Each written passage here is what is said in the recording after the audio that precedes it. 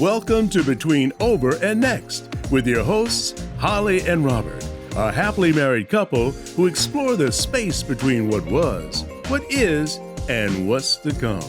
From career changes to navigating life's uncertainties, this dynamic duo will empower you to live your happiest life at every age and stage. So, get ready because your journey with Holli and Robert starts now. Hello, everyone, and welcome to Between Over and Next. Hi, Holli. Hi, Robert. I love having friends that are talented. It's one of my prerequisites for friends. And today's guest is no exception. Of course. Today, you will get to meet our friend, Zachary, who is a talented stylist, a prop stylist, a food stylist, a fashion stylist. She is a content creator, an editor, the photographer, the collector. She really inspires me and has had a wonderful career that led her into entrepreneurship. I think that there are people who are born to be entrepreneurs, and there are people who learn to be entrepreneurs. And I would put Robin in the category of being born an entrepreneur. It's much clearer, certainly, I think, for a lot of people when they look back on their careers.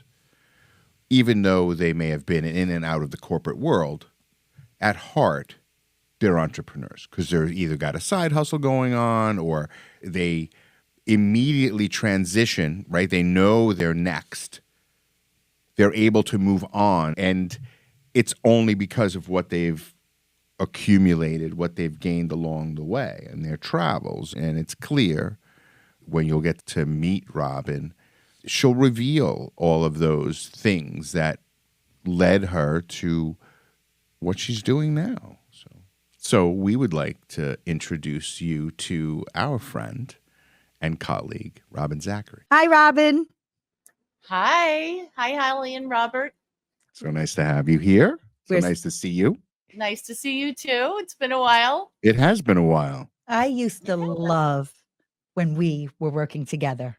Yeah, it was a lot of fun. We'll be reminiscing a bit today. Definitely, that was a high point. Definitely. It was. Well, what's really cool is I know Robin since high school, growing up in Long Island and going to Lawrence High School. And then we reconnected. What were you called? Lawrence High School Watts.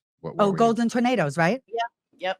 What's really cool is about 25 years later, we reconnected serendipitously in an elevator in New York City, going up to an event called Ladies Who Launch. That's right. Why were you there, Robin? It looked interesting. It looked exciting. I wanted to have my own business. I had a business idea. I heard about it and was just into going to networking events at the time. And well, it paid off. I reconnected with you. So, well, the feelings are mutual. Robert always says there's no coincidences. And I really do believe that was the beginning of deepening our friendship and our respect in an industry that we were so highly involved in, meaning the wedding world. Right. So, because at that time we were launching Wedding Podcast Network. So, yes, Ladies Who Launch was an amazing incubator. It brought amazing talents and women together to explore their next big thing. And it's really cool because I've seen so many success stories. Oh, absolutely. That have happened since that time. And I'm excited to share your success story. Thank you. I mean, it took a little while. I didn't do it right away, but it was all in there. It was all gelling. Just took some time. You went to Binghamton University. Did you know what you wanted to be after you graduated college? I knew I was going to be studying art. I was an art major, and it wasn't exactly the most helpful as far as career planning because it was fine arts. It's not the easiest thing to make a career in fine arts, but I did work for the school newspaper, which was called Pipe Dream, and that's where I learned about layout and typesetting and news and working with editors and being a designer. And that was, I think, my most important bit of background on the way to my career, because when I graduated Binghamton, I went right into working for magazines, and it was a good stepping stone job. Actually got paid too to learn how to do all that. So, Well, those types of majors, when you talk to kids who are thinking about careers, like those types of majors are great because you can apply that in any industry, right? Every industry in business requires those types of skills at some point. this was pre-computer though. The art major did not teach anything about computer skills. I think jumping onto the extracurricular of working for a school paper gave me the whole feeling of what it's like to be part of a newsroom. Right, hands-on, where you Yeah. wouldn't be able to get that elsewhere. Tell us a little bit about some of the first jobs that you worked at. I kind of scraped my way around New York City of getting different freelance and full-time jobs. Most of the magazines no longer exist. I worked with beauty magazines, fitness, babies, teen, all kinds of different topics until I would say Twist magazine for Bauer Publishing was the first like big creative director job that I got. I had been freelancing at YM, and at the time, teen magazines were popping up all over the place. Bauer magazine was starting a teen magazine. I was hired by the person who was going to be editor in chief, Lisa Lombardi. I met her at YM, and then we were the launch team for Twist magazine. And actually, it didn't even have a name yet. We went through thousands of names and tested them all, and then we went through logos. I designed the original logo. It was tough working for a startup magazine. I had done that before, years before. I worked for Prima magazine, which was a startup that never actually came out. But what was great about it is that I met Diane Forden, who became the editor in chief of Bridal Guide. So when I was ready to leave Twist, it was just like a no-brainer. I went to interview for Bridal Guide. It was just kind of by chance, and she already knew me and knew she liked me, and it was just a perfect fit. I was at Twist for maybe about a year and a half, and then went to Bridal Guide. We love Diane, and that was in sync with what we were doing at the time. Tell us everything about your experience at Bridal. It was really an exciting big job. At the time, bridal magazines were like this thick. They were like 500 pages, every month. So a lot of it was ads, but there was so much editorial. So I got exposed to not only fashion, beauty, home decor, food, reception design, flowers, travel. Million things, because million that's what topics. Bridal was. Yeah. Right, exactly. I always had a thing for fashion. When I was little, I really wanted to work in fashion. Like my family, they were all garment center people. So when I was little, I designed things and told my father to make these designs when I was like 5 years old. And so to me, getting closer and closer to fashion was my goal. So in any of the magazines, if I did a maternity magazine, I loved doing the fashion for maternity. If I was doing a teen magazine, I loved doing the teen fashion, or exercise gear for fitness magazines. So I went from Twist, which had a lot of fashion, had a lot of beauty, and then went to Bridal Guide, and the fashion was more upscale, more elegant. It was just kind of where I wanted to be. I realized I don't really want to work for a big name fashion magazine. I like the vibe in the bridal world. At the time, it was a lot less cutthroat, and it was pretty. I mean, things still had a ways to go. I think over the years, the bridal gowns and the fashion became much, much more high-end and couture. In the beginning, maybe not so much, but it evolved to a place where it was very, very exciting. It's just an evening gown that you wear on your wedding day. That was the part I loved. I loved doing the fashion shoots. We did a lot of traveling around the country or to the Caribbean to do shoots in locations. We set up receptions in beautiful hotels, fake receptions for editorial for the magazine. We did a lot of product reviews. The beauty stories were wonderful. We really got to work with some great talent in the hair, makeup, and fashion world. So that was pretty exciting. I'm just thinking about providing all of that for the consumer. The bride is in such a frenzy to get information. Like some people may think like, oh, a 500 or 600, even 1,000-page bridal magazine, how could that even exist? These brides were buying every single one of those magazines and leafing through every single page in every single one of those magazines.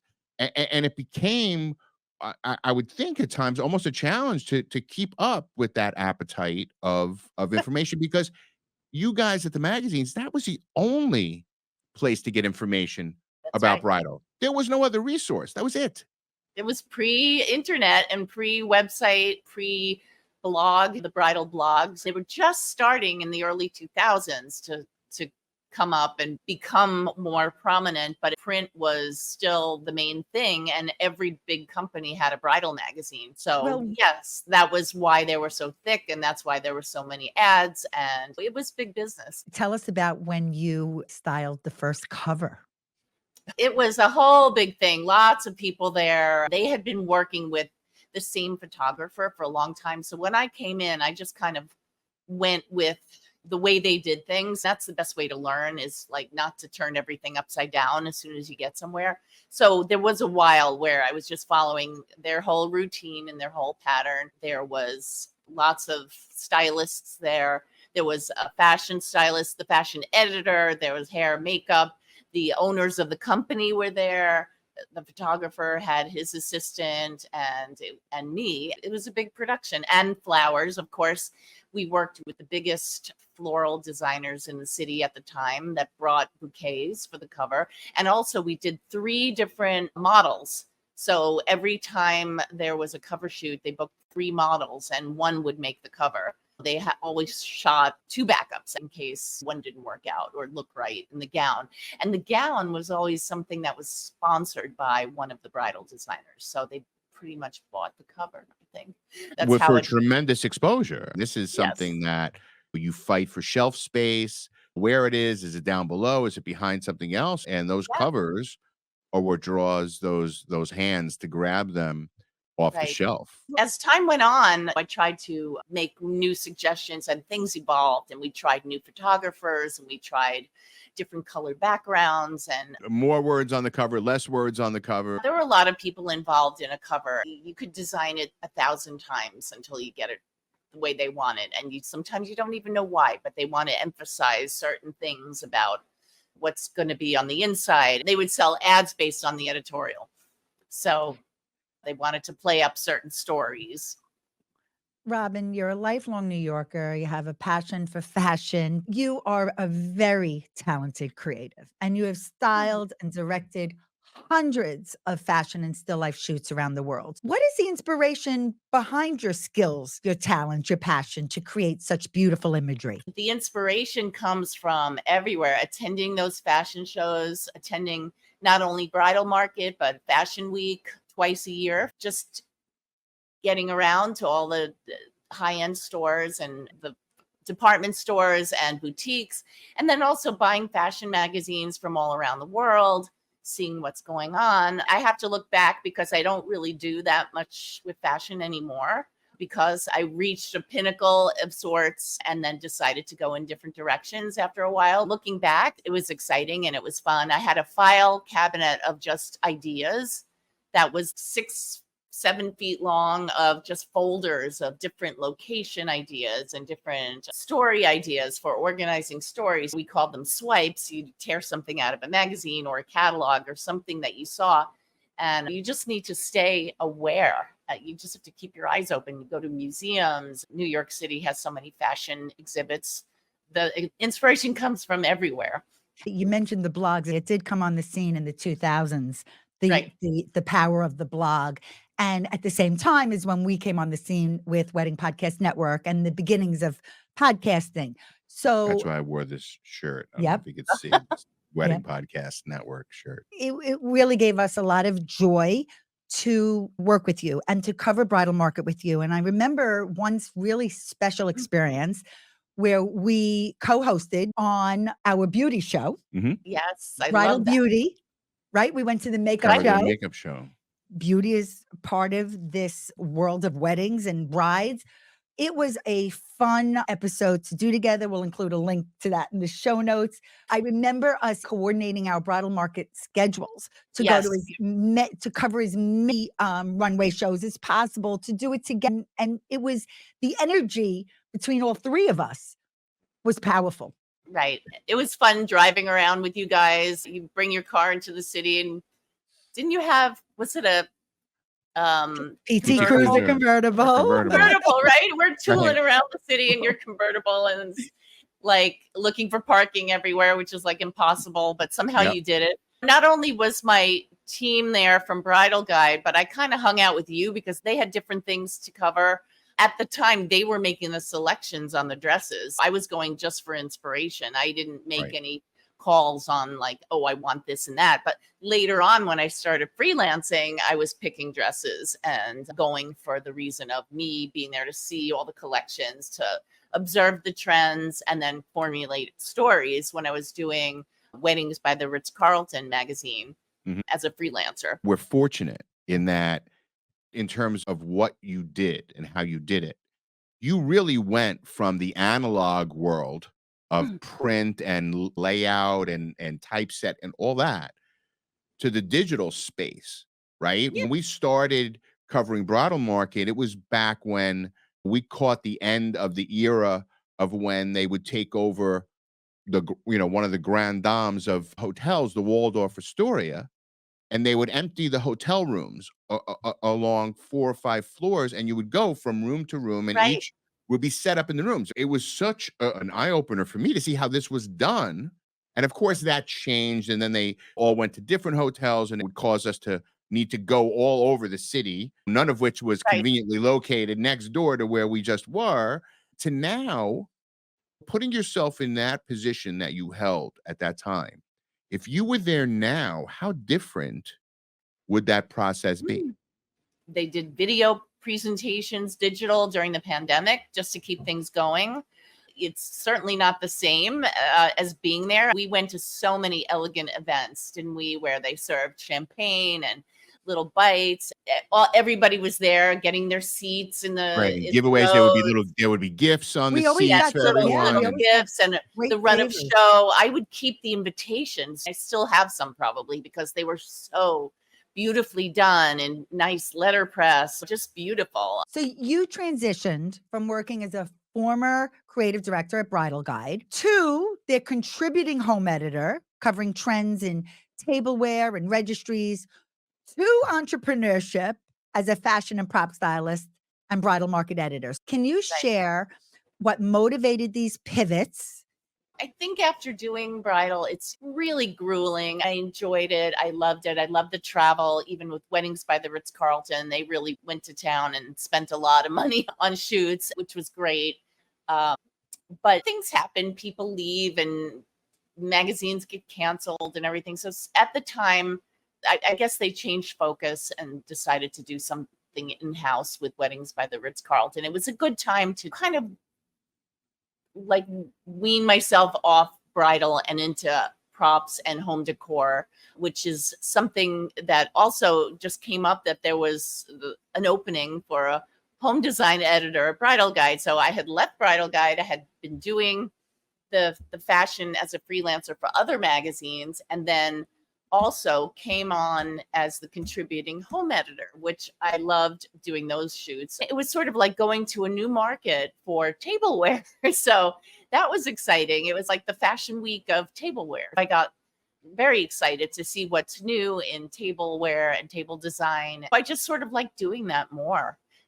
Or let's just say I liked doing something new, just keeping it fresh. I like the transition. So I would do those home design pages for Bridal Guide.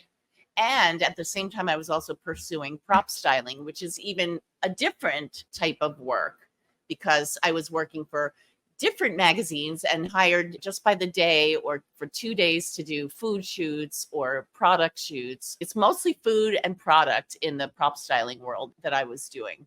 So I got a chance to meet people at lots of different magazines at that time. And I never looked back. I think I reached the top. I wasn't interested in going to find a bigger name magazine or a better magazine. I wasn't interested in that. I was interested in doing something new. And while I was at Bridal Guide, I worked with the home editors who went to the tabletop market. We're out of the office, going to events. And I was like, that looks like a lot of fun. So I decided, let me try that too. And luckily, my connections at Bridal Guide enabled me to just pivot right there. As well as your skill set. You honed your skill set so that Yeah. you really were just pivoting and getting new subject matter. really Right. is I what was it able was. to just switch departments Yeah. basically, you know? Right, you knew how to do the mechanics of it. Yeah. You just then morphed into all these other great offshoots, right? And Right. and It's all and related. Yeah, and stepping definitely. right into it, right? The learning curve, not Was there in that minimal. respect. Yeah, Minimal. it Sure. was minimal because I wasn't starting from scratch. Right. I did reach out to a agent for freelance work. I had a portfolio. She accepted me on the spot and was able to book me on jobs with brands like Coach and Brooks Brothers or magazines like Essence and People and Real Simple. And there's so many magazines that I don't even know how many of these exist anymore, but Right. I was busy all the time. Now magazines, they exist in digital form, most of them, and they're still doing shoots, but it's very different. The things I get hired for now are mostly food related, and they're usually food brands. They're not recipe stories per se, but sometimes I am doing food and cooking. The last big job I did was for a cheese brand, and I was making pastas and all kinds of salads and deviled eggs. I do both food and prop styling, like cheese and coffee and chocolate and caviar. There's just a lot of food brand work now. And most of it is for social media. So I'll see my work pop up on Instagram all the time. Back in the print days, there were deadlines where the issue had to be done and had to go to the printers. All of this process in order for it to be on the shelves at the newsstand when it was Yes. supposed to be. Now, even if these magazines exist online, it's like rolling deadlines. They're not part of the thematic, Well, they you they know, do have a schedule. I'm sure they have certain sure. deadlines and schedules the But same like way. that But yes, spring it's true. issue, They roll out content like daily. certain editions of the magazine that would come out the spring or the ones that would follow right after market. As we said, we transitioned out of that, but now I have to imagine every single person sitting at that runway show has got their phone up and they're either Yes. sending it out live Oh, right. or Exactly. when you would have to wait to see those photos, you'd have to wait to see the clips. We would then process our podcast and they would come out later that month. Now it's instantaneous. That's true. And I Instantaneous. remember when TikTok was starting, we were like, wow, what are you doing? Where is that? Where's that going? It was interesting to learn as new ways of doing content kept rolling out right before our eyes. And we were there, even though I'm still working on a print magazine, Bridal Guide, it still exists. It's probably the only one that still comes out in print. The others are all gone, but Yeah. it's much, much smaller. It's a fraction of the size it used to be. Brides are being inspired They're by everything else. Pinterest and Instagram And we spoke Exactly. and other social channels. We mentioned, Diane, the days where she used to sit and sketch. Yes, that was Runway so show. great. I used to do that too. I saw what she was doing and I just did it like her. It helps you remember when you put pen to paper, and I'm still like that. I still keep an analog planner because I need to write things down. The digital space doesn't always do it for me as far as calendars go. But even when I'm doing a photo shoot, I sketch out a thumbnail. I need to like put things in place. Some people do mock-ups in Photoshop where they're using real stuff, but I like my sketches. I can interpret what they mean and I can see it through because of how I've planned it spatially.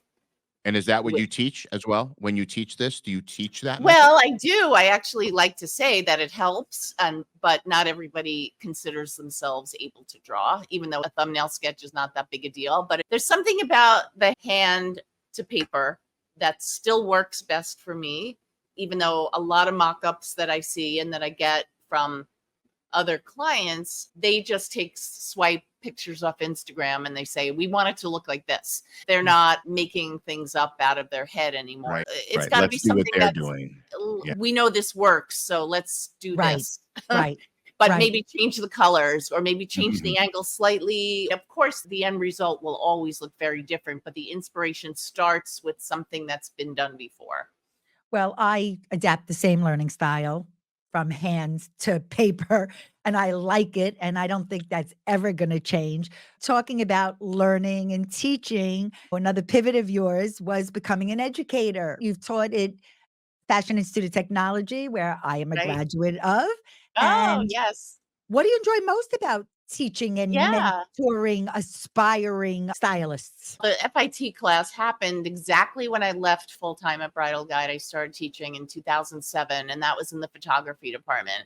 And it was wonderful. We did shoots all semester. I really brought them through all the ropes of styling jobs and how to prepare.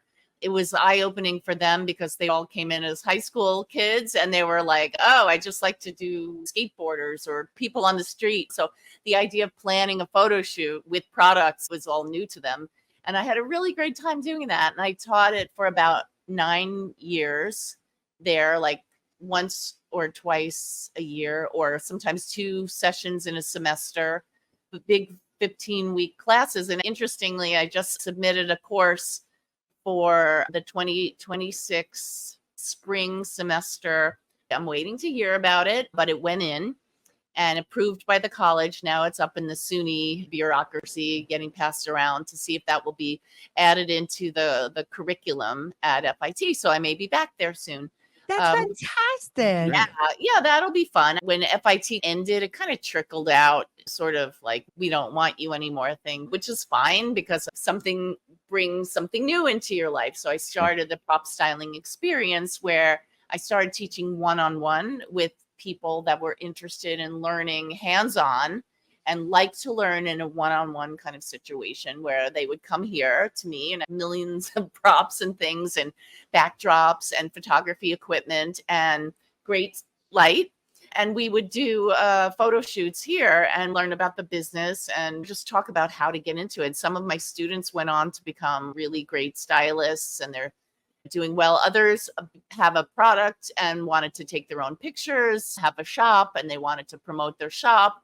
Some are floral designers. I do a course through the New York Botanic Gardens on styling flowers for photography, geared towards people who want to take their own pictures of their arrangements. So I started just coming up with topics and breaking down the how-to of styling and also the business.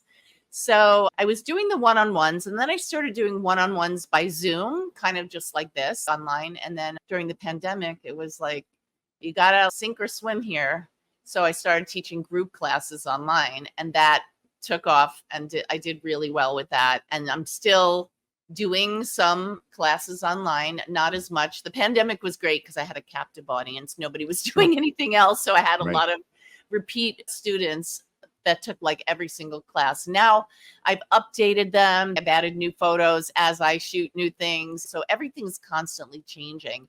But what came out of the whole thing, and the same thing happened right during the pandemic, was working on my book. Okay, well, let's show everybody your book. Yes, thank you. This is a fantastic resource. Tell us a little bit about the inspiration behind writing it. Yes, from teaching at FIT, I had to really break down my materials into action steps on how to do everything. What I was teaching, which was totally my own, I was given a syllabus that I marginally followed and changed almost completely. So it was all things I've been writing year after year and updating and fine tuning. And even when I did get the opportunity to put out a book, I still had to rewrite it so that the layperson could understand it. Not everybody knows the lingo, so I had to make sure I was being very clear. And I was excited to share things that people wouldn't have even thought about or known about, because now there's the job of stylist, but then there is styling for everyone in every area because everything is visual. So people think, well, I'm styling and I'm doing things just to show on Instagram, but I wanted to tell them how they can go beyond Instagram, what is available, what opportunities there are. And it could be anything from visual merchandising to working in-house at a company and doing styling, which some of my students are doing. It could be just working for your own brand, making your own shots, because let's say you make pottery and you need to just shoot a constant changing of your stock and your inventory. It's needed everywhere now. It used to be something that only certain people did, but now it's reaching far and wide. And I think people from all over the world are getting their hands on my book. It's a niche thing, and I hope I get an opportunity to revise it and update it because, of course, things are constantly changing. So I love flea markets and estate sales. Where do you discover wonderful collections? just everywhere, mostly when I travel, because you're seeing things that you don't see at home. New York City has some great stuff, Yeah. but it's expensive and it's not as great as being out in the countryside somewhere in some other state, in some little town, and going to somebody's yard sale or tag sale and seeing something that you've never seen before. I think that's the most fun. Of course, a lot of things that you have to use in prop styling for a client have to be contemporary. So there's a lot of buying things online. I buy what I like and I buy what I see around. I love handmade ceramics. Are there any destinations that you regularly go to? I have some favorite shops in Newport, Rhode Island. I think New England is great for shopping. I found a wonderful shop in Camden, Maine. But if you really want deals, you want to go to flea markets. I was in Mexico and I went to the flea markets there and bought some handmade crafts, woven baskets and ceramics that are local, and Mexican glass and textiles were beautiful. So I got a few things there. Some people travel with an empty suitcase because they know they're going to be shopping. Or some people that do earn their living by selling items from France, they go there and they ship a container back. Once in a while, we'll treat myself to something from ABC Carpet and Home because everything there is just so beautiful, but it's very expensive. But Do you go out with a list? Like, do you have a list of things that you're in things search I'm of? looking for, yeah, sometimes I'm looking for a specific thing and I'll keep my eyes open for it. But if you're going into these big, massive markets, you never know what you're going to find. Right now, I would love to find a vintage pepper mill with the crank on top, like a wooden one that's old. I know they make them new, but I would love to find an old one. I don't see the ones with the crank top All right, I'm on very it. often. I'm on it. You're on it. I'm Okay. looking to, Holly's yeah. going to Maybe you find have you one. So, Okay, Robin, well, can you share some tips on how to transform home spaces for mhm. someone who wants to showcase their collectibles Oh, beautifully? yeah. I think everybody has a little something that they like to collect. My favorite like little collection is I love collecting birds. So I have bird figurines, a collection of things that I got from my mother that I had when I was young, and I add to it if I see something along the way. Of course, now my husband's like tapping me whenever we're in store. He's like, "Look, birds, birds." And I'm like, "Nah, I don't like those." It has to call out to me. So I think if you have a collection, something specific that you want to showcase, it's nice to have either a console or a shelf space or a cabinet where you can put things in or you can rearrange things. It doesn't have to stay that way, but as you add to your collection, you can add in and move things around. I always feel like you should decorate with things that you love, interesting things. You can go to Home Goods and furnish your whole house, but it's not anything that shows your personality. I check out Home Goods all the time when I Right. can. You But go to someone else's house and see all the same stuff that you bought in their house. exactly. So when you travel, what I like to buy is something that reminds me of my travels. So even if it's art or if it's a rug or if it's pillows, Mexico had all of that. It was amazing. Probably appreciate the craftsmanship behind the products that these Yes. designers and artists, local artists, are making, and then to adorn your home with them. Not only is it a memory of their travels, but it's something that they love, whether it be something Right. with color or whether it be a showcase piece or part of a collection. Right. I think that people need to tap into what they love and then Right. and then treat themselves to it. I want to move on to another pivot of yours because I want to know how you and your husband started performing music together.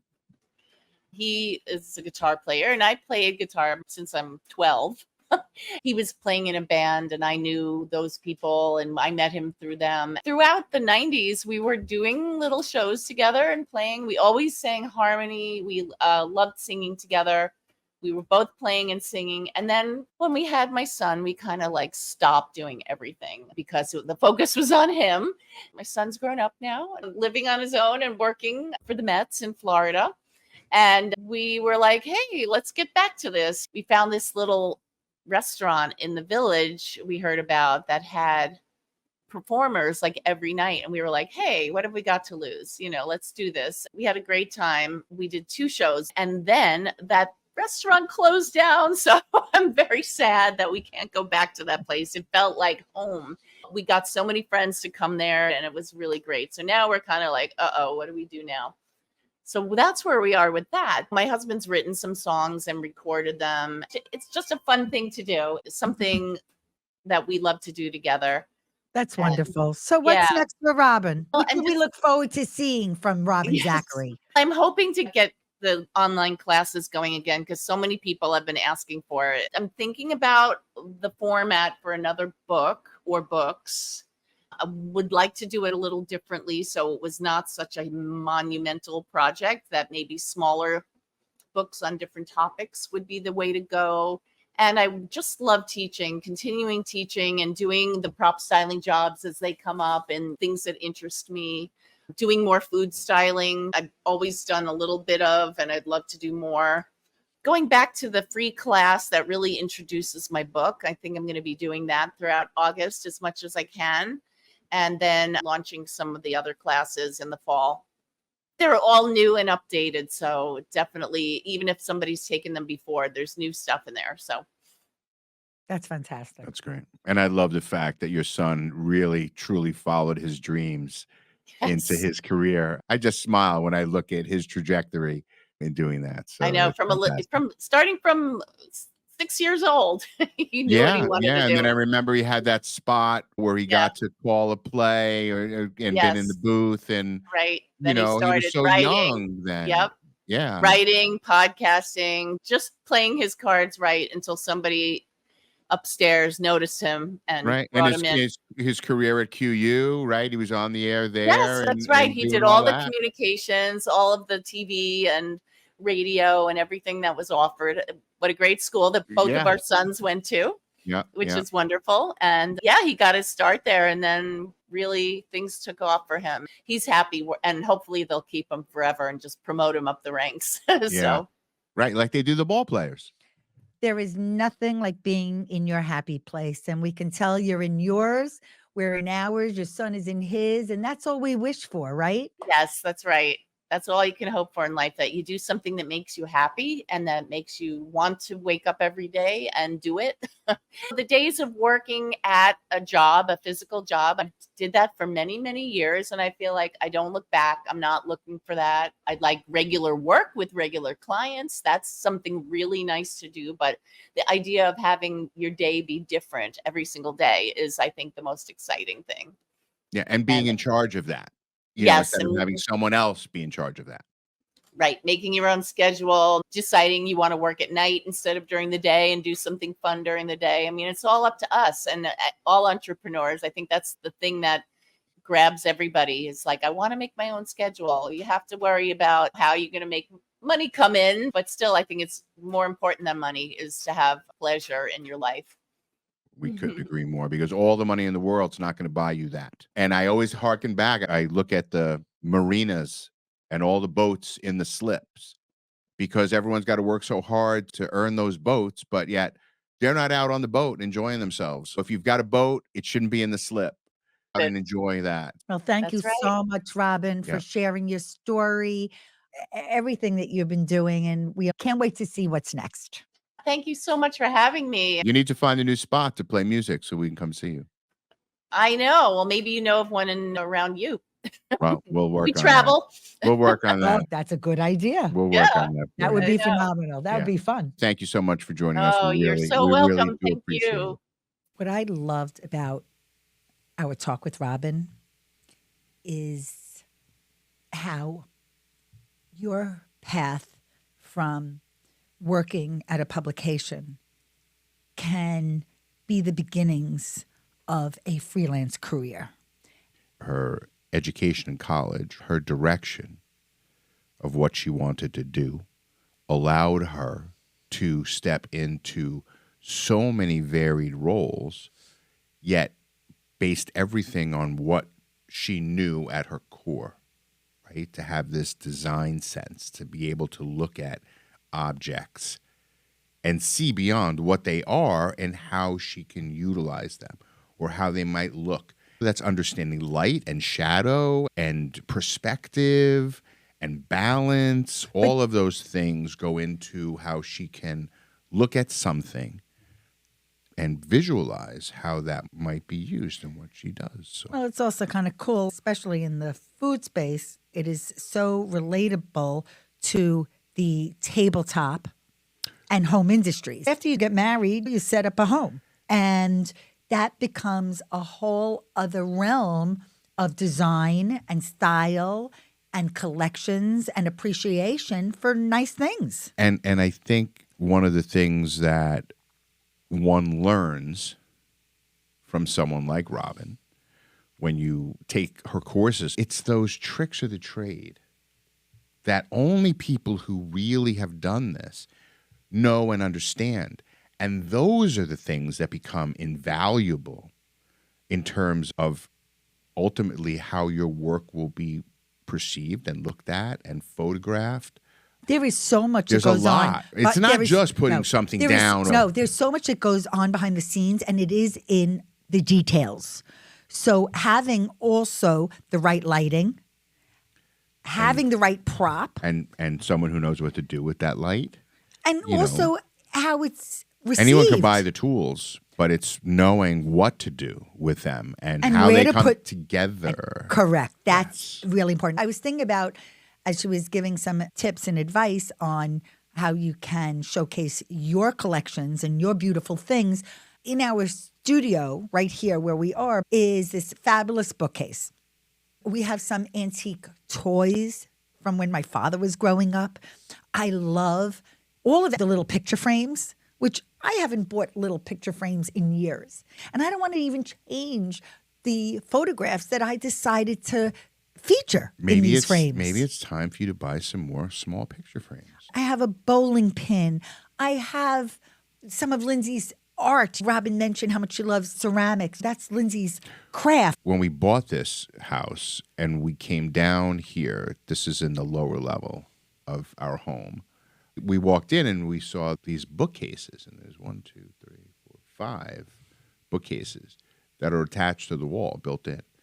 I think most people that were moving in here would probably have torn these out. I think because that would be crazy for us. Because this perfect. is a lower level, and you might not use this all the time, and it may just kind of become a place where people might just store things on. But that's not what this is, and we spend so much time down here. It gives me that so much to look joy. at all of our stuff. I'm looking at this old planters. We're teasing people. I think we'll have to do one episode. We're going to do a show and tell.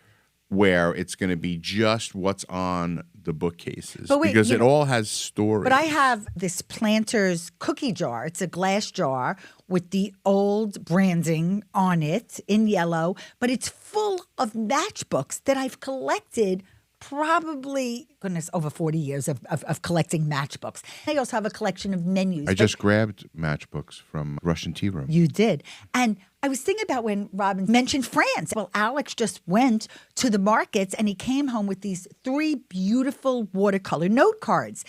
And I said, how am I going to showcase them? And I ordered a custom frame.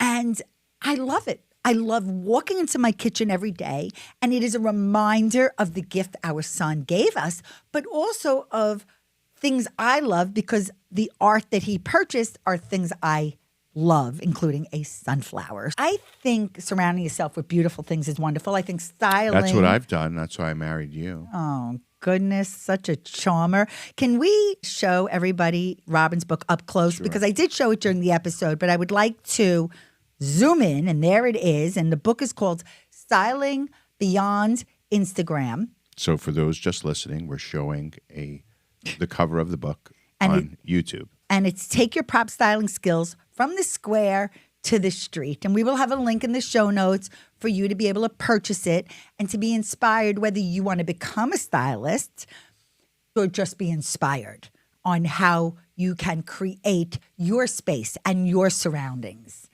So we're so grateful that Robin joined us today because it felt like yesterday that we were in New York City. We could have done one episode just on Reminiscing about Wedding Podcast Network Wedding Podcast and Bridal Network. Market. And bridal market. And everything wedding. But we've all moved on. And I am... And taken all of that and shaped that and brought that along into what we do now. It's really cool how she pivoted from a traditional career for a wedding magazine to becoming a freelancer and entering the world of entrepreneurship, to becoming an educator at FIT, to creating her own prop styling course, an experience workshop, and then now becoming an author. How fantastic is that? Visit the show notes for all of these links. Real life. What? Real life. And I think the best thing for me about what Robin said is the fact, again, living an entrepreneurial lifestyle allows you to shape your days and your weeks and your months so that part of your days, your weeks, and your months is enjoying the life that you've chosen to live. That freedom is priceless. Without a doubt.